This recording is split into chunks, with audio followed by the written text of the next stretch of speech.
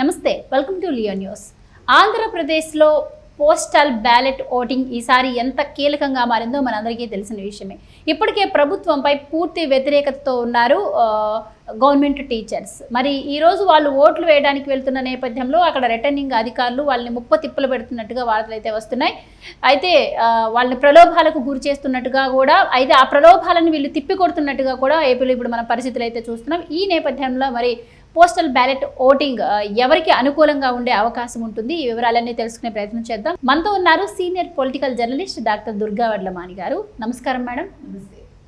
So ఈసారి జరగబోయే ఎన్నికల్లో టీచర్స్ ఉద్యోగులు ఎవరైతే ఉన్నారో వీళ్ళ ఓట్లు చాలా కీలకంగా మారే అవకాశం ఉంది. ఇప్పటికే పూర్తి వ్యతిరేకతతో ఉన్నారు గవర్నమెంట్ టీచర్స్. వాళ్ళని ఎలాగూ ఇంకా ప్రసన్నం చేసుకోలేము, వీళ్ళు మనకి పూర్తి వ్యతిరేకతగా ఉన్నారు అనుకున్న నేపథ్యంలో వాళ్ళపై ఈరోజు బెదిరింపులకు పాల్పడుతున్న సందర్భాలు చాలా చోట్ల కూడా కొన్ని ఇష్యూస్ అయితే జరిగాయి. వైసీపీ డైరెక్ట్గానే వాళ్ళపై బెదిరింపులకు అయితే పాల్పడుతోంది. అలాగే వాళ్ళ ప్రలోభాలకు కూడా గురి చేస్తున్న నేపథ్యంలో వాళ్ళు తిప్పి కొడుతున్న పరిస్థితులు అయితే ఇప్పుడు మన ఏపీలో చూస్తూ ఉన్నాం. నేపథ్యంలో మరి పోస్టల్ బ్యాలెట్ ఓటింగ్ ఎవరికి అనుకూలంగా ఉండే అవకాశం ఉంటుందంటారు? ఇప్పుడు పోస్టల్ బ్యాలెట్ ఈసారి మీరు చెప్పినట్టుగా చాలా కీలకంగా మారిందండి. దానికి రీజన్ ఏంటంటే, గతంలో పోస్టల్ బ్యాలెట్కి 1,00,000 మంది అప్లై చేసుకుంటే ఇంచుమించు అందులో 59,000 ఓట్లు వేస్ట్ అయిపోయాయి. Last 2019 we're talking about. అయితే ఈసారి ఏమైందంటే, ప్రభుత్వ ఉద్యోగుల్లో అసంతృప్తి వచ్చింది. నెంబర్ 1. నెంబర్ 2 ఉపాధ్యాయులు. నెంబర్ 3 వీళ్ళు అంగన్వాడీ టీచర్లు, పాత్రికేయులు, వీళ్ళందరూ ఉన్నారనమాట. అందుకని ఈసారి 5 లక్షల అప్లికేషన్లు పెట్టుకున్నారు అందరూ.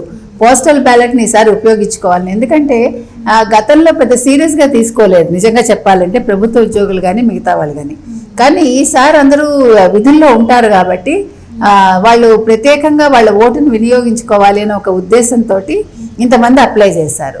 అయితే 90%, 95% దాకా ఈ పోస్టల్ బ్యాలెట్ ఓట్లు వాళ్ళు వినియోగించుకున్నారని తెలుస్తుంది.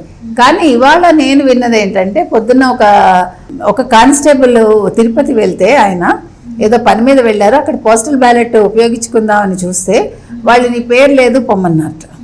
ఇప్పుడు ఆయన గగ్గోలు పెట్టాడు, నా ఐడి ఉంది, నేను సర్వీస్లో ఉన్నాను, నన్ను ఉపయోగించుకోనివ్వలేదని.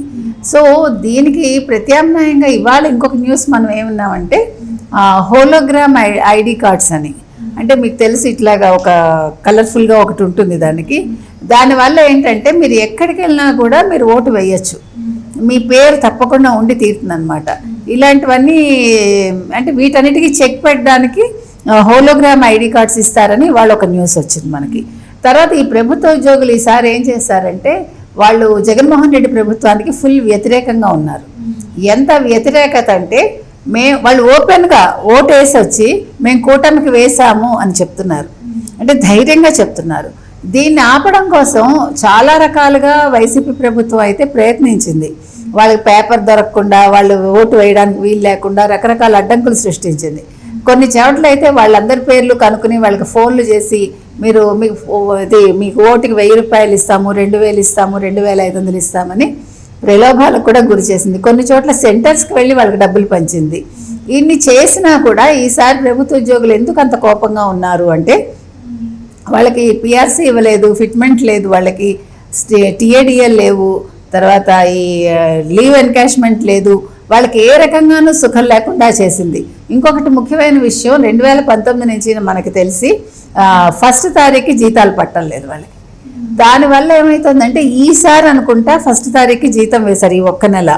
దానికి కారణం 13వ తారీఖు ఎలక్షన్ ఉండటం, ఈలోగా వీళ్ళ పోస్టల్ బ్యాలెట్ ఓటింగ్ ఉండడం, దానికోసం అని వేశారు. సో అన్ని రకాలుగా ప్రభుత్వ ఉద్యోగులు విసిగిపోయి వేసారిపోయి, ఈసారి ఎట్టి పరిస్థితుల్లోనూ జగన్మోహన్ రెడ్డి ప్రభుత్వాన్ని గెలిపించము, మమ్మల్ని అన్ని రకాలుగా ఇబ్బంది పెట్టారు అని చెప్పి వాళ్ళు ఈ నిర్ణయం తీసుకోవడం జరిగింది. ఇక అంగన్వాడీ కార్యకర్తల విషయానికి వస్తే, వాళ్ళు చాలా ఇబ్బందులు పడ్డారు. రోడ్డు మీదకి వచ్చి వీళ్ళకి ప్రభుత్వ వ్యతిరేకంగా వాళ్ళు చేసినప్పుడు వాళ్ళని మీరు విధుల్లోకి రాకపోతే వేరే వాళ్ళని తీసుకుంటామని బెదిరించి వాళ్ళని అన్ని రకాలుగా ఇబ్బందులు పెట్టారు. ఇక ఉపాధ్యాయుల విషయానికి వస్తే, వాళ్ళకి టీచింగ్ పనుల కంటే కూడా నాన్ టీచింగ్ పనులు ఎక్కువైపోయాయి. వాళ్ళకి వంటలు చేయడం, వాళ్ళకి మధ్యాహ్న భోజనాలు పెట్టడం, లేకపోతే టిఫిన్లు పెట్టడం, మార్నింగ్ టిఫిన్ పెట్టడం, ఆ ఎగ్ ఆయన మొహం వేసి ఉంటుంది కదా బొమ్మ, ఆ ఎగ్ పెట్టడం, లేదు అన్ని ఆయన పేరుతో కప్ప మీద కూడా ఆయన బొమ్మ. వాళ్ళు అన్ని రకాలుగా వాళ్ళు కూడా విసిగి వేసారిపోయారు. అంటే టూ మచ్ ఆఫ్ అడ్వర్టైజ్మెంట్ ఎప్పుడూ కూడా నెగిటివ్ కొడుతుంది, గుర్తుపెట్టుకోవాలి ఇది ఎవరైనా కూడా. ఇప్పుడు మన ఒక ఫేస్ని చూసి చూసి చూసి ఒక వెరపు వచ్చేస్తుంది మనిషికి. జగన్మోహన్ రెడ్డి విషయంలో అదే జరిగింది. ఆయన ఉన్నది తక్కువ కాలం, కానీ ఆయన మీద వ్యతిరేకత ఎక్కువ తెచ్చుకున్నాడు ఆయన. అంటే ఒక అలర్జీ లాగా ఆయన ఫేస్ చూసి చూసి జనాలు ఆ ఫోటోలు చూసి, ఎక్కడ చూసినా జగన్మోహన్ రెడ్డి ఫోటో చూసి అది కూడా ఒక నెగిటివ్ అయింది ఆయనకి.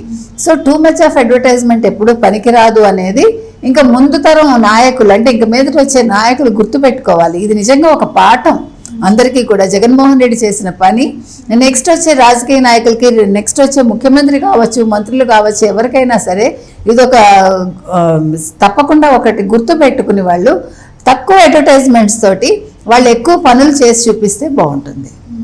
అలాగే మేడం, ఇప్పుడు స్వయంగా జగన్మోహన్ రెడ్డి సొంత నియోజకమైనటువంటి పులివెందుల్లోనే ఉద్యోగులను ప్రలోభాలకు గురి చేస్తున్నారు. అంటే పరిస్థితులను బట్టి, అక్కడ ఉన్న వాతావరణాన్ని బట్టి, వాళ్ళకున్న వ్యతిరేకతను బట్టి డబ్బులు పంచుతున్నారు అన్న వార్తలు అయితే వినిపిస్తున్నాయి. ఒక్కొక్క దగ్గర 2,000 కావచ్చు, 3,000 కావచ్చు, ఒక్కొక్క దగ్గర 5,000, 10,000 ఇలా. అయితే ఏ ఒక్క ప్రభుత్వ ఉద్యోగి ఉన్నారో వాళ్ళు కూడా ఇచ్చిన దానికి ఇంకా 116 ఎక్స్ట్రా వేసి వాళ్ళకి రిటర్న్ ఇస్తున్నటువంటి పరిస్థితి. కొన్ని చోట్ల అయితే డైరెక్ట్గా వెళ్ళి ఇచ్చిన డబ్బులు తీసుకోకపోయినా కూడా వాళ్ళపై దాడులకు తెగబడుతూ ఉంది వైసీపీ. సో ఎలా చూడొచ్చు అంటారు మేడం ఇది?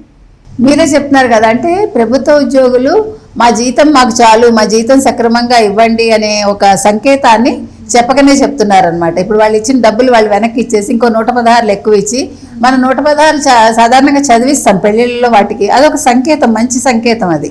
సో ఆ విధంగా ఈ 116 కూడా వేసి ఇచ్చి నువ్వు వెళ్ళిన ఆయన ఇంటికి అనే ఒక సంకేతాన్ని అక్కడ ఇచ్చారనమాట. అలా మనం తీసుకోవచ్చు. రెండోది, దాడులు చేయటం అనేది కొత్త కాదు ఎవరికి, వైసీపీకి. ఇవాళ కొత్తగా వాళ్ళు దాడులు చేయట్లేదు. వాళ్ళు ప్రతిపక్ష నేతల మీద చేస్తున్నారు, ఇది రాజకీయ నాయకుల మీద చేస్తారు, వాళ్ళు ఎవరి మీదనైనా దాడులు చేస్తారు. సో ప్రభుత్వ ఉద్యోగులు ఒక పెద్ద లెక్క కాదు వాళ్ళకి.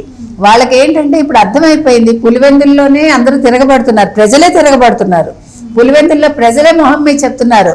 ఒక మహిళని నేను చెప్పింది మీకు గుర్తుంటే, మీకు ఇంకో దారుణం ఏంటి తెలుసా? ఒక మహిళ 8 నెలల గర్భిణి, నువ్వు మా ఊరికి ఏం చేసావు అని అడిగితే విచక్షణారహితంగా మహిళను కొట్టాడు ఇవాళ వైసీపీ నాయకులును వాళ్ళ అనుచరులు. ఆవిడ పాపం చావు బతుకుల్లో హాస్పిటల్కి వెళ్ళింది.